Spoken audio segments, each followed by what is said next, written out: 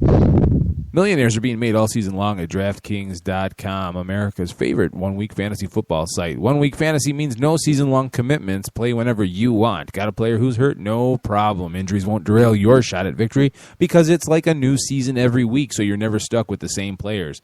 Pick your team in minutes, and you could be on your way to winning huge cash. This season, one listener turned $10 into $5,000. Another turned $2 into $10,000. And a new millionaire has been crowned nearly every week this season at DraftKings.com. You could be next. Imagine winning $1 million in one day just playing fantasy football at DraftKings. Head to DraftKings.com now and use promo code Spreaker to play free in the $10 million Fantasy Football World Championships. DraftKings.com. Bigger events, bigger winnings, bigger millionaires. Enter Spreaker now at DraftKings.com. DraftKings.com.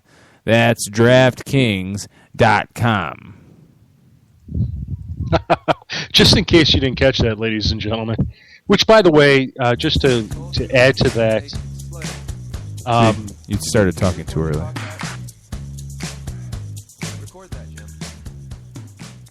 Go ahead. Oh, I'm sorry, Keith. I just suddenly heard music and I wasn't sure. You talked over the rejoin, Jim. You talked over the rejoin. Oh, I'm so sorry. I didn't mean to. Anyway, ladies and gentlemen, my comment to the DraftKings was going to be it's a great site. I play every week, and it's enjoyable. It's great to get a brand new fantasy team, get to play around with the lineups, get to play for some money, win sometimes, and it's just a lot of fun, especially if you didn't make the playoffs. But in any case, you can get it through Late Night Sports Radio. You can come to thefantasygreek.com. We have a couple links there to their site. Just check it out.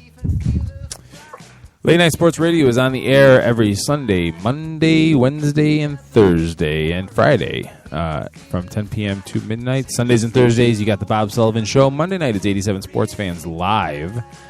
Wednesday night is our gig here. TheFantasyGreek.com starts at 6 in 60 minutes. And Friday is Claire versus Carlson. You know what? You want sports talk while you're getting ready to go out and have a night on the town on a Friday night? Have that playing in the background. It's a fantastic show, folks. Friday nights, 10 to midnight, Claire versus Carlson. All available all the time at LateNightSportsRadio.com. Plus, Claire's a little spark plug. You know what I'm saying? She can be. She can be. Oh, yeah. Would not want to tick her off. I'm just saying. Lots of fun, that girl. Claire, if you're listening, we love you. Just don't want to make you mad. All right. So, where were we? Where on earth? Whatever's next. Carolina versus New Orleans. The Panthers traveling to the Saints. The 5-7 Saints. How long has it been? Is it time to break out the paper bags? Well, not this week, folks, because they're playing the Carolina Panthers. And Ron Rivera, if there's a definition of the term hot seat, Ron Rivera's picture has to be somewhere near it. There's just no other way around it. Last season or 2 seasons ago was an anomaly. They are absolutely awash in disarray. 3-8-1. Traveling to New Orleans. New Orleans is by no means back to who we thought they were, but they still are in the Dome. They are very hard to pick against, even though they have been vulnerable recently at home.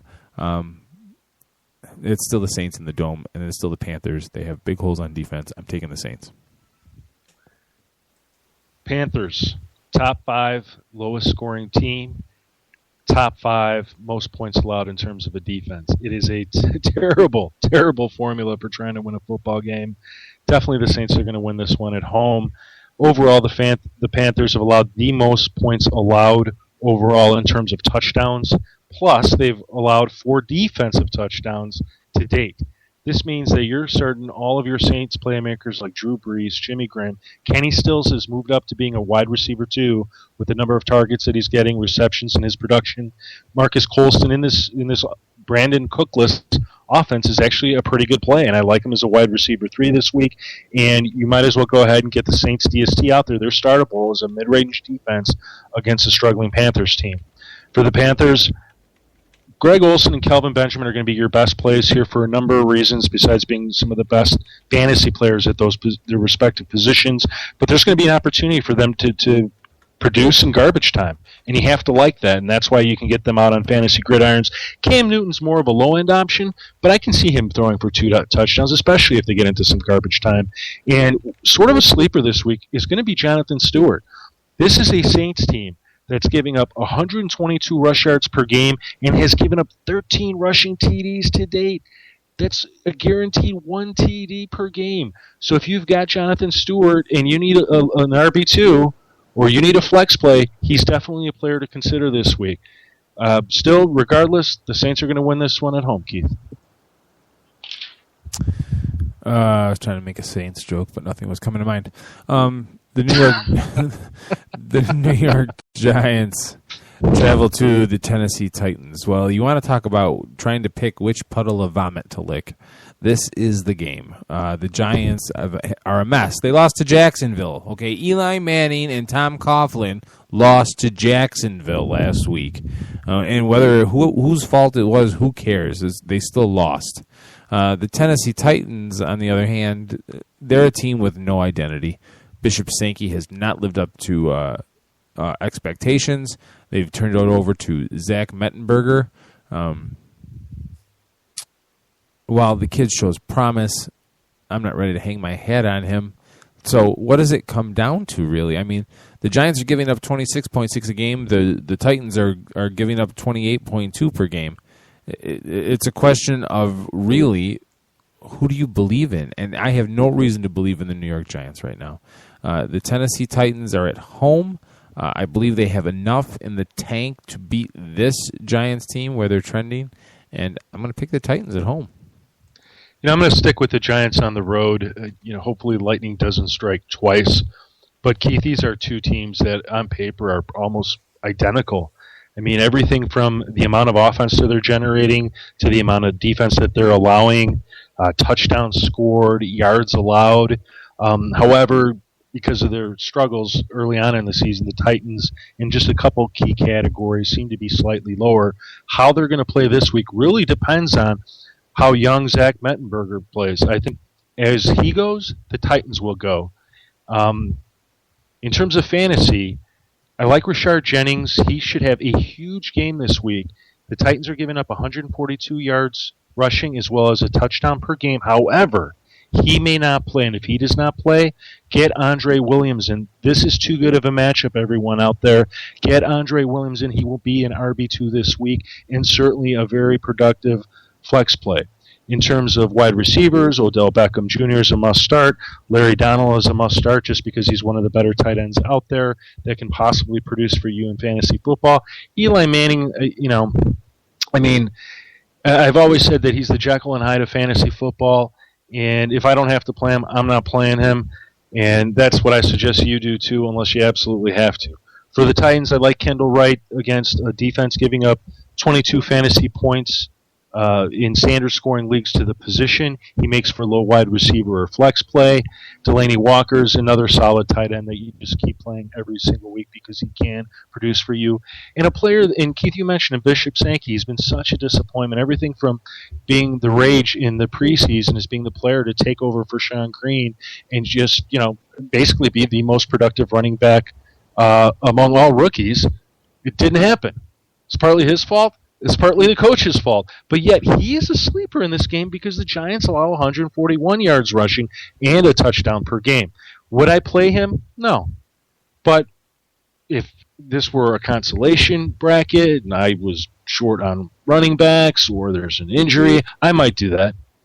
What the heck? Just for fun, just for yucks. And it's interesting to see if he'll be able to do something, and we'll know more on Monday. If he is, good for him, and it should be hopefully a sign of better things to come in the future. I'm going to take the Giants in a close game, Keith.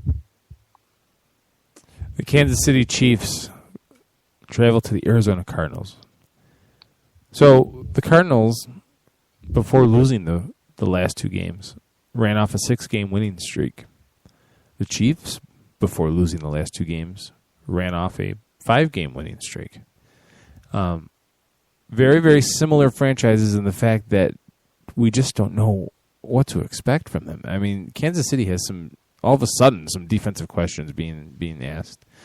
Alex Smith is Alex Smith. These teams are so identical as far as they're both giving up 18.7 points per game to the decimal.